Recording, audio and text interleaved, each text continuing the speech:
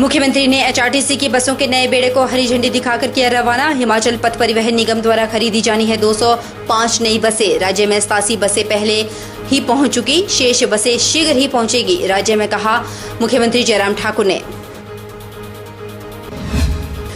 प्रतिभा सिंह का ऐलान, हिमाचल में कांग्रेस सरकार ओल्ड पेंशन स्कीम को करेगी लागू। 3 जून के मुख्यमंत्री के रामपुर दौरे को किया फ्लॉप शो करार, कहा पूर्व सरकार के कार्यों का किया गया उद्घाटन। कांग्रेस के सम्मेलनों में जुट रही भीड़ से स्पष्ट लोग चाहते हैं परिवर्तन। कांग्रेस कमेटी किन्नौर के अध्यक्ष उमेश नेगी का बड़ा बयान, देश में कांग्रेस पार्टी के पिछड़ने का एक कारण फर्जी सदस्यता से कांग्रेस हो रही कमजोर, विभीषण बनकर काम करने वालों पर होगी सख्त कार्रवाई। और नूरपुर के नागनी के लोग गंदा पानी पीने को मजबूर, शिकायत के बावजूद भी कोई कार्रवाई नहीं। बीमारी फैलने पर सरकार और विभाग होगा जिम्मेवार, जल जीवन मिशन की उड़ रही धज्जियां। नमस्कार, आप देख रहे हैं HP 24/7। मैं हूं आपके साथ परी शर्मा। शुरुआत करते हैं सूबे के मुखिया से। मुख्यमंत्री जयराम ठाकुर ने हमीरपुर से हिमाचल पथ परिवहन निगम की 195 नई बसों में से 16 बसों के एक बेड़े को हरी झंडी दिखाकर रवाना किया। यात्रियों के लिए आरामदायक और सुरक्षित यात्रा सुनिश्चित करने के लिए प्रदेश सरकार द्वारा निगम के लिए इन बसों की खरीद की गई है। इस अवसर पर मीडिया कर्मियों से अनौपचारिक बातचीत करते हुए मुख्यमंत्री ने कहा कि पिछले वर्ष उनकी घोषणा के अनुरूप हिमाचल पथ परिवहन निगम के द्वारा 205 नई बसें खरीदी जानी है। उन्होंने कहा कि राज्य में 87 बसें पहले ही पहुंच चुकी हैं और शेष बसें शीघ्र ही राज्य में पहुंच जाएंगी। उन्होंने कहा कि ये बसें राज्य परिवहन के बेड़े में पुरानी और खराब हो चुकी बसों के स्थान पर संचालित होंगी। जयराम ठाकुर ने कहा कि हिमाचल जैसे पहाड़ी राज्यों में सड़क परिवहन का मुख्य साधन है, इसलिए राज्य सरकार प्रदेश के लोगों को सुरक्षित और आरामदायक यातायात की सुविधा प्रदान करने के लिए प्रतिबद्ध है। उन्होंने कहा कि चालू वर्ष के बजट में उन्होंने 360 नई बसें शामिल करने की घोषणा की है।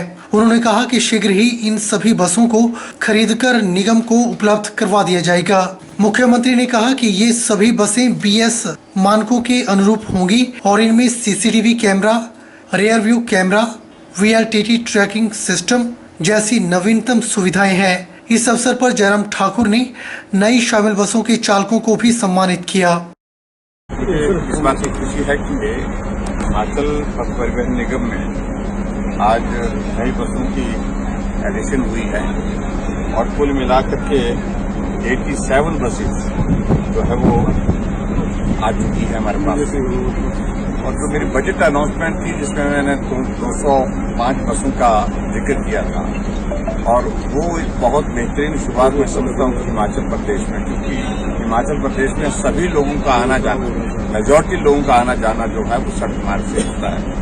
और सड़क मार्ग में यातायात का सबसे मजबूत अगर हमारे पास कोई व्यवस्था है वो हमारी HRTC की बसें हैं। अच्छी सुविधा ग्रामीण क्षेत्र के लोगों को भी मिलेगी और HRTC बस के माध्यम से मिलेगी, HRTC के माध्यम से मिलेगी। ये एक प्रयत्न है और मैं HRTC को सारे डिपार्टमेंट को बधाई देता हूँ। केंद्रीय सूचना प्रसारण युवा मामले एवं खेल मंत्री अनुराग ठाकुर ने राजकीय वरिष्ठ माध्यमिक पाठशाला बाल हमीरपुर परिसर में 61 स्कूलों के रेन हार्वेस्टिंग कार्यक्रम में शिरकत की। केंद्रीय मंत्री अनुराग ठाकुर ने कहा कि रेन हार्वेस्टिंग कार्यक्रम के तहत प्रदेश के 61 स्कूलों में आज से श्री गणेश किया गया है और पानी की महत्व को बताने के लिए युवाओं और छात्रों के लिए मुहिम के तहत कार्य किया जाएगा, जिसकी वजह से बारिश के पानी को किस तरह से स्वच्छ जल बनाकर उपयोग में लाया जा सके। उन्होंने कहा कि आगामी दिनों में 61 की जगह 75वें आजादी के महोत्सव के तहत प्रदेश के 75 स्कूलों में इस तरह के कार्यक्रम को शुरू किया जाएगा। जो एक ICICI बैंक का हिस्सा है, वो अपने कॉर्पोरेट सोशल रिस्पॉन्सिबिलिटी को लेते हुए पानी के महत्व को बताने के लिए और रेन वाटर हार्वेस्टिंग, उसकी ट्रीटमेंट और उसको स्वच्छ पेयजल युवाओं तक, विद्यार्थियों तक पहुंचाने के लिए जो मुहिम चलाई है, उसके चलते हिमाचल प्रदेश के 61 स्कूलों में आज उसका उद्घाटन किया गया कि बारिश के पानी को कैसे ट्रीट करके स्वच्छ जल बना के फिल्टर करके हज़ारों विद्यार्थियों को पहुंचाया जाए। एक बड़ी मुहिम है, इसके लिए मैं उनका आभार प्रकट करता हूं। आज उसका उद्घाटन हुआ है। 61 जगह पर है। मैंने इनको अनुरोध किया है कि इसको 75 करें और 75वां साल जो हम आज़ादी का मना रहे हैं, तो जहाँ एक और अमृत सरोवर देश में बन रहे हैं, 75 हर ज़िले में बन रहे हैं, वहीं पर 75 सेंटर्स ऐसे जो फिल्टर प्लांट्स हैं और रेन वाटर हार्वेस्टिंग के प्लांट्स, ये ICICI फाउंडेशन के माध्यम से हिमाचल प्रदेश में चलेंगे। हिमाचल कांग्रेस अध्यक्ष एवं मंडी लोकसभा सीट हलके की सांसद प्रतिभा वीरभद्र सिंह ने भाजपा पर पलटवार करते हुए कहा, उन्होंने इधर उधर से इकट्ठे कर भीड़ जमा करने की कोशिश नहीं की। हमने एक संदेश दिया था कि महिला सशक्तिकरण के लिए एक सम्मेलन रामपुर में आयोजित कर रहे हैं और इसमें सभी महिला मंडलों ने हिस्सा लिया। कांग्रेस अध्यक्ष ने बताया कि पुरानी पेंशन स्कीम को लेकर जो कर्मचारी चिंतित हैं, उस पुरानी पेंशन स्कीम को कांग्रेस सरकार के आने से लागू किया जाएगा। कांग्रेस की सरकार हिमाचल में विधानसभा चुनाव के बाद बनने वाली है। उन्होंने बताया कि प्रधानमंत्री का हिमाचल दौरा बहुत ही निराशाजनक रहा। प्रधानमंत्री से लोगों को काफी उम्मीदें और आशाएं थी कि प्रधानमंत्री आ रहे हैं तो कुछ न कुछ लोगों को पैकेज देकर जाएंगे ताकि हिमाचल प्रदेश पर 70,000 करोड़ रुपए का जो कर्जा है उसमें मदद करेंगे। लेकिन इस बारे में प्रधानमंत्री ने कुछ जिक्र नहीं किया और न ही मुख्यमंत्री ने कुछ मांग रखी। हाल ही में रामपुर में मुख्यमंत्री के द्वारा की गई घोषणाओं एवं शिलान्यास और उद्घाटनों पर टिप्पणी करते हुए उन्होंने कहा, यह सारे कार्य पूर्व सरकार की देन है। उन्होंने बताया कि अफसोस इस बात का है कि जो पट्टिकाएं उद्घाटन की लगाई गयी, उनमें स्थानीय विधायक तक का नाम नहीं था, जबकि सभी कार्य MLA फंड से जुड़े थे। की बहुत ही निराशाजनक प्रधानमंत्री का दौरा रहा। प्रधानमंत्री से लोगों की बहुत सी आशाएं थी कि प्रधानमंत्री शिमला आ रहे हैं तो शायद कुछ ना कुछ करके जाएंगे। आप जानते हैं कि हिमाचल प्रदेश की सरकार पे 70,000 करोड़ रुपए का कर्जा है और ऐसा लगता था कि इस कर्जे को, इस समस्या को दूर करने के लिए अवश्य प्रधानमंत्री कुछ ना कुछ घोषणा करेंगे। ना ही प्रधानमंत्री ने इसके बारे में जिक्र किया, ना ही हमारे मुख्यमंत्री जयराम ठाकुर जी ने कोई मांग की। अदरवाइज एक आर्थिक पैकेज की मांग करते कि हमारे प्रदेश में ये संकट है और आप इसके लिए कुछ ना कुछ फाइनेंशियल एक अनाउंसमेंट करके जाएं, तो ना उन्होंने उसके बारे में कोई जिक्र किया। और सबसे बड़े दुख की बात है कि यही प्रधानमंत्री जी जो बेरोजगारी की बात करते थे, प्राइस राइज की बात करते थे, उसका भी उन्होंने कोई जिक्र उनकी स्पीच में नहीं था। और जो उन्होंने बातें कही वो तो वही स्कीमें थी जो कांग्रेस की सरकार के द्वारा शुरू की गई। जब आम आदमी पार्टी के हिमाचल प्रदेश प्रभारी और दिल्ली की केजरीवाल सरकार के स्वास्थ्य मंत्री सत्येंद्र जैन के खिलाफ ईडी की कार्रवाई के विरोध में आज आम आदमी पार्टी कार्यकर्ता ने विरोध प्रदर्शन किया। आम आदमी पार्टी की दर्जनों कार्यकर्ताओं ने मुख्य बस स्टैंड से लेकर जिला उपायुक्त कार्यालय तक रोष रैली निकाली। इस दौरान आम आदमी पार्टी के कार्यकर्ताओं ने एक केंद्र शासित भाजपा सरकार के खिलाफ जमकर नारेबाजी भी की। मीडिया से बातचीत करते हुए आम आदमी पार्टी के प्रदेश प्रवक्ता मनीष ठाकुर ने कहा कि राजनीतिक द्वेष के चलते सत्येंद्र जैन के खिलाफ यह कार्रवाई की जा रही है। अभी तक सत्येंद्र जैन के खिलाफ ईडी को कोई पुख्ता सबूत नहीं मिले। उन्होंने कहा कि हिमाचल प्रदेश में आम आदमी पार्टी की बढ़ती लोकप्रियता को देखते हुए एक सोची समझी साजिश के तहत उनके खिलाफ यह कार्रवाई की गई, क्योंकि हिमाचल प्रदेश में लाखों की संख्या में लोग आम आदमी पार्टी से जुड़ रहे हैं। इससे भाजपा बौखलाई हुई है। पार्टी का दावा है कि अभी तक 10 लाख से अधिक लोगों ने हिमाचल प्रदेश में आम आदमी पार्टी की सदस्यता ग्रहण कर ली है। और हमारी माननीय राष्ट्रपति से ये मांग है कि किस तरह से गैर कानूनी तरीके से जो हिमाचल प्रदेश के जो प्रभारी है आदरणीय श्री सत्येंद्र जैन जी, उनको गिरफ्तार किया गया ईडी ने। हालांकि पिछले 8 सालों से लगातार उन्होंने ईडी को जांच में अपना पूरा सहयोग दिया है, लेकिन उनके खिलाफ उसमें कुछ भी नहीं मिला। फिर किस आधार पर उनको गिरफ्तार किया गया है? आपने देखा ईडी ने हाई कोर्ट के अंदर, दिल्ली हाई कोर्ट के अंदर कबूला है कि सत्येंद्र जैन जी के खिलाफ ना तो कोई FIR है, ना ही वो आरोपी है। तो किस बिना पर, इस लोकतांत्रिक देश पर किस कानून के तहत उनको गिरफ्तार किया गया? आम आदमी पार्टी का कहना है कि केंद्र सरकार द्वारा केंद्रीय जांच एजेंसी का गलत इस्तेमाल किया जा रहा है, जिसकी वजह से राज्य में चुनाव होते हैं उसी समय ऐसे विपक्षी दलों के एक इतिहास उनके खिलाफ है। जब भी जिस राज्य के अंदर चुनाव होते हैं तो वो केंद्रीय एजेंसियों का दुरुपयोग करते हैं। तो उन्होंने ईडी का सहारा लेकर उन्होंने हमारे जो प्रभारी है उनको धमकाने की, उनको डिमोरलाइज करने की कोशिश की और उनको गिरफ्तार किया। लेकिन हमारे जो आम आदमी पार्टी के कार्यकर्ता है उनका मनोबल बढ़ा है। इस देश के सामने जो उनकी जो केंद्रीय एजेंसियों की जो विश्वसनीयता है उसके ऊपर सवाल खड़े हुए हैं। सीटों से संबंधित रेहड़ी फड़ी मजदूर यूनियन ने अपनी मांगों को लेकर मंडी शहर भर में प्रदर्शन किया और नगर निगम मंडी कार्यालय का घेराव भी किया। सीटों के पदाधिकारियों का कहना है कि कोरोना काल के दौरान जब बाजार बंद रहे, रेहड़ी फड़ी बंद रही, तो उस समय के नगर निगम को दिए जाने वाले तह बाजारी के शुल्क को माफ किए जाने की मांग की गई है।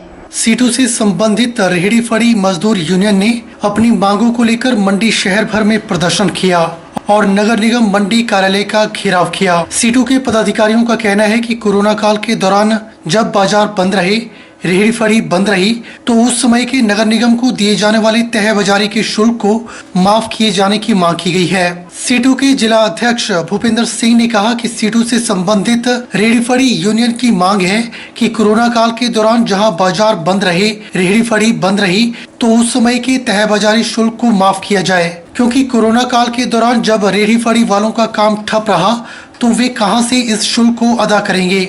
उन्होंने कहा कि नगर निगम में बहुत से ऐसे पंजीकृत रेहड़ी फड़ी मजदूर हैं जिनको अभी तक लाइसेंस जारी नहीं किए गए हैं और इसके पीछे इन पर शहरी आजीविका मिशन के तहत लोन लेने के लिए दबाव डाला जा रहा है। यूनियन की मांग है कि इनको जल्द से जल्द लाइसेंस जारी किए जाएं। भूपेंद्र सिंह ने कहा कि मंडी शहर की इंदिरा मार्केट की छत पर संडे मार्केट लगती थी, जिसे नगर निगम मंडी और प्रशासन के द्वारा पिछले काफी समय से बंद कर दिया गया है। इस संडे मार्केट को पुनः बहाल किए जाने की मांग की गई है। रेहड़ी फड़ी मजदूर यूनियन जो सीटू से संबंधित है वो आज मंडी शहर के अंदर जो धरना प्रदर्शन कर रही है और नगर निगम कार्यालय का घेराव करने जा रही है। पिछले 2 साल जब कोरोना के दौरान जो रेहड़ी फड़ी बंद रहे, बाजार बंद रहे, तो उस समय की जो तह बाजारी है, उस समय का जो रेहड़ी लगाने का जो किराया नगर निगम को दिया जाता है, रेहड़ी यूनियन ये मांग कर रही है कि उसको माफ़ किया जाए, क्योंकि जब रेहड़ी नहीं लगी थी, बाजार में फड़ी नहीं लगी, जो मजदूर है वो किराया कहाँ से देगा। मगर पिछले 6-7 महीने से बार बार इस मांग को करने के बाद भी ये जो मांग है अभी भी पूरी नहीं हुई है। दूसरी मुख्य मांग हमारी ये है कि ये जो रेहड़ी फेड़ी मजदूर हैं उनका जो पंजीकरण यहाँ हुआ है, बहुत से मजदूर ऐसे हैं जिनके जो लाइसेंस है वो अभी नगर निगम जारी नहीं कर रही है और उसके पीछे ये दबाव डाला जा रहा है कि एक जो शहरी आजीविका मिशन है उसके तहत जो लोन लेने के लिए उनको दबाव बनाया जा रहा है कि वो लोन लें, जिसका हम विरोध कर रहे हैं कि जिस रेहड़ी वाले को लोन की जरूरत नहीं है वो कोई लोन नहीं लेगा, इसलिए उनके जो लाइसेंस है जल्दी से जल्दी जारी किए जाए। तीसरी मुख्य मांग ये है कि जो शहर के अंदर जो रेहड़ी फड़ी लगाने वाला, जो कपड़ा बेचने वाला जो संडे मार्केट इंदिरा मार्केट की छत पे लगती थी, वो काफ़ी समय से प्रशासन ने, नगर निगम ने बंद कर दी है, उसको पुनः बहाल किया जाए। इन 3 मुख्य मांगों को लेके ये जो आज प्रदर्शन धरना किया जा रहा है और जो नगर निगम के आयुक्त हैं और जो टाउन बेंडिंग कमेटी के अध्यक्ष हैं उनके को जो मांग पत्र है आज पुनः देने के लिए जा रहे हैं। वहीं आम आदमी पार्टी द्वारा अपनी कार्यकारिणी का विस्तार भी किया गया है। इसी कड़ी में ईशान ओहरी को आम आदमी पार्टी द्वारा उपाध्यक्ष पद से नवाजा गया। ईशान ने कहा कि वह आम आदमी पार्टी की जनहितैषी नीतियों को जनता तक पहुंचाएंगे और लोगों को ज्यादा से ज्यादा आम आदमी पार्टी से जुड़ने का आह्वान करेंगे। उन्होंने कहा कि हिमाचल या प्रदेश में महंगाई और बेरोजगारी से जनता त्रस्त है। शिक्षा या कोई भी क्षेत्र हो, शिक्षा हो या फिर स्वास्थ्य क्षेत्र, इन क्षेत्रों में सुविधाएं है ही नहीं। इन तमाम मुद्दों को लेकर जनता के बीच में जाएंगे। उन्होंने कहा कि कांग्रेस विधायक द्वारा जिस तरह से सरकारी दफ्तरों में जाकर अधिकारियों को धमकाया जा रहा है वह दुर्भाग्यपूर्ण है, क्योंकि जो अधिकारी है एक दायरे में काम करते हैं, ऐसे में उनको दफ्तरों में जाकर डराना धमकाना यह बेहद दुर्भाग्यपूर्ण है। सबसे पहले अपने जो हमारे दिल्ली के चीफ मिनिस्टर जी हैं उनका मैं धन्यवाद करता हूँ। केजरीवाल जी का जो हमारे सह प्रभारी पाठक साहब है उनका भी धन्यवाद करता हूँ। उन्होंने मुझे इस काबिल समझा कि मुझे ये जिम्मेदारी दी है। आगे भी मैं पार्टी का काम कर रहा हूँ और आने वाले समय में भी हम अच्छा काम आगे आने वाले समय में करते रहेंगे। जैसे कि आपको मालूम है कि प्रदेश में दोनों पार्टियों ने एक बहुत बुरा मतलब हाल कर दिया, चाहे वो महंगाई पे ले लो, चाहे वो पढ़ाई पे ले लो, चाहे वो स्वास्थ्य की सुविधा पे ले लो, चाहे वो महिलाओं की सुरक्षा पे ले लो, बहुत ज्यादा बुरा हाल कर दिया है। तो लोग इस चीज पे तराई कर रहे हैं। तो आने वाले समय में अगर हम लोगों के बीच आम आदमी पार्टी की नीतियों को पहुंचाएंगे ताकि आम आदमी पार्टी के साथ लोग जुड़े। उधर सोलन शहर में अतिक्रमण की समस्या लगातार बढ़ती जा रही है। एक तरफ जहां निगम रोजाना शहर के बाजारों में जाकर अतिक्रमण हटाता है, तो दूसरी ओर दुकानदार फिर से अतिक्रमण कर देते हैं। रोजाना बढ़ रही इस समस्या से परेशान प्रशासन भी है, वहीं व्यापार मंडल के साथ साथ आम जनता भी परेशान है। अतिक्रमण की लगातार बढ़ती हुई समस्या को देखते हुए व्यापार मंडल सोलन के प्रतिनिधि कुशल जेठी का कहना है कि शहर के सभी व्यापारी अतिक्रमण नहीं करते। कुछ एक व्यापारी हैं जो दुकान के आगे सामान सजाकर इसे बढ़ावा दे रहे हैं। जेठी के मुताबिक निगम रोजाना कार्यवाही तो कर रहा है, लेकिन वो सिर्फ नामात्र है। निगम उन दुकानदारों पर नकेल कसने के लिए बाजारों में आकर फोटोग्राफी और वीडियोग्राफी कर उनके चालान काटकर उन पर सख्त कार्रवाई करे, ताकि ये दोबारा अतिक्रमण न कर सके। जेठी ने कहा कि नगर निगम को कुछ सख्त कदम उठाने के होंगे, अन्यथा अतिक्रमण बाजारों में कैंसर की तरह बढ़ता रहेगा। इसलिए नगर निगम को रणनीति बनानी चाहिए और अतिक्रमण को रोक कर बाजार को सुंदर बनाया जा सके। आदत है हमारे हिंदुस्तानियों की ना, रग रग में, तो इस करके आना तो रोज ही पड़ेगा नगर निगम को। और ये एक कैंसर की तरह बीमारी है अतिक्रमण। और मैं समझता हूँ कि हमारे एक मछली सारे तालाब को गंदा करती है, प्रत्येक व्यक्ति अतिक्रमण नहीं करता, कुछ लोग हैं। और मैं समझता हूँ कि नगर निगम को आइडेंटिफाई करके उन्हीं को पिन पॉइंट करके उनके ऊपर कार्रवाई करनी चाहिए। और जिस तरीके से नगर निगम वाले आते हैं, मैं नहीं समझता कि इससे अतिक्रमण हटा पाएंगे, क्योंकि जब ये नगर निगम से चलते हैं पहले लोगों को पता लगता है, लोग सामान अंदर रख लेते हैं, जब ये चले जाते हैं सामान बाहर आ जाता है। तो ये पिन पॉइंट करें, उसके ऊपर फोटोग्राफ्स पहले लेके जाएं, फोटोग्राफ्स के आधार पर आजकल ऑनलाइन का जमाना है, ऑनलाइन उसके चलान भेजे। जब व्यापारी को 5,000 रुपये का चलान लगेगा, 2,000 का लगेगा, तो मुझे लगता नहीं दोबारा अतिक्रमण करेगा। लेकिन जो फिलहाल इनका तरीका है नगर निगम का, ठीक है, हो रहा है ना से तो चलो अच्छा है, लेकिन अगर आपने दिल से अतिक्रमण को उठाना, तो मैं समझता हूँ कि वो अपने गुप्तचर भेज के उसकी फोटो खींचे और ऑनलाइन उनके घर में चलान भेजें। देश में कांग्रेस पार्टी के पिछड़ने का एक कारण फर्जी सदस्यता भी है, जिसकी वजह से वोटर लिस्ट और ऑनलाइन के माध्यम से भारी संख्या में सदस्य बना दिए जाते हैं, जबकि वे वास्तव में सदस्य नहीं होते और विभीषण का कार्य करते हैं। यह बात किन्नौर कांग्रेस कमेटी के अध्यक्ष उमेश नेगी ने प्रेस वार्ता के दौरान कही। उन्होंने कहा कि प्रदेश में युवा कांग्रेस की जो सदस्यता हुई है, उसमें भी बहुत बड़ी धांधली है और किन्नौर से ही उसमें 27,000 सदस्य बनाए गए थे, जबकि प्रतिभा सिंह को लोकसभा चुनाव में कुल 16,000 वोट मिले थे। उमेश नेगी ने कहा कि अभी हाल ही में लोकसभा सांसद और कांग्रेस प्रदेश अध्यक्ष प्रतिभा सिंह किन्नौर दौरे पर आई थी। उनका किन्नौर में जगह जगह जोरदार स्वागत किया गया और दौरे के दौरान कांग्रेस कमेटी द्वारा बचत भवन रिकांगपिओ में आम सभा भी आयोजित की गई। उसमें संगठन में फर्जी सदस्यता पर रोक, संगठनात्मक चुनाव समय पर करने की मांग की, ताकि पैराशूटी नेताओं का आना बिल्कुल बंद हो। उन्होंने कहा कि आम सभा में दूरगामी नेतृत्व क्षमता वाले उम्मीदवार को चुनावी मैदान में उतारने का भी प्रस्ताव पारित किया गया, जिसमें किन्नौर विधायक जगत सिंह नेगी को टिकट देने की मांग हाईकमान से की गई। नेगी ने कहा कि कांग्रेस सरकार के सत्ता में आते ही नौतोड़ और एफआरए को पूर्ण रूप से प्रत्येक व्यक्ति को देने की कोशिश ही नहीं करेंगे, बल्कि मालिकाना हक उनको दिया जाएगा। वहीं हाईकमान के फैसले को भी चुनौती देते हुए कांग्रेस कमेटी के अध्यक्ष उमेश नेगी ने प्रदेश यूथ कांग्रेस के अध्यक्ष निगम भंडारी को फर्जी अध्यक्ष तक करार दिया गया और निगम भंडारी और यूथ कांग्रेस की टीम को विभीषण का कार्य करने वाली टीम कहा गया। भाजपा के इशारों पर कार्य कर रही है, ऐसा भी आरोप जड़ा गया।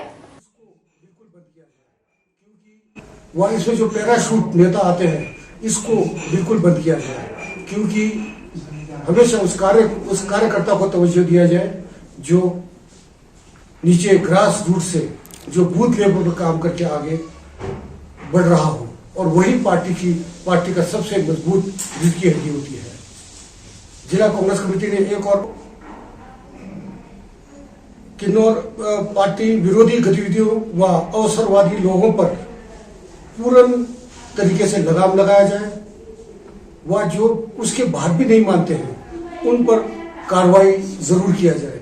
जो असली कांग्रेस है एकजुट है, सारे फ्रंटल स्टेट हमारे साथ है, किन्नौर में कोई विवाद नहीं है। आम सभा ने प्रस्ताव पास कर दिया कि जगत सिंह नेगी जी को टिकट दिया जाए और 100% किन्नौर की जनभावना को देखते हुए जगत सिंह नेगी जी को टिकट मिलेगा। रुकेंगे छोटे से ब्रेक के लिए। ब्रेक के उस पार फौरन लौटेंगे, बने रहिए हमारे साथ।